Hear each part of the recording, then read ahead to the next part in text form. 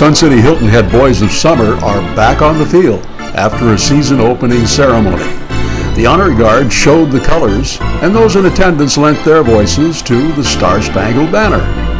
The men's league is composed of 12 teams, each with a dozen members. They play a 7-week schedule, followed by a week of playoffs. Softball in Sun City is also a favorite spectator sport on game days. Maybe the hot dogs and the refreshments contribute to that.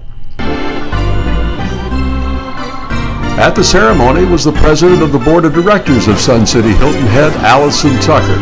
She showed up to throw out the first pitch. All right, play ball!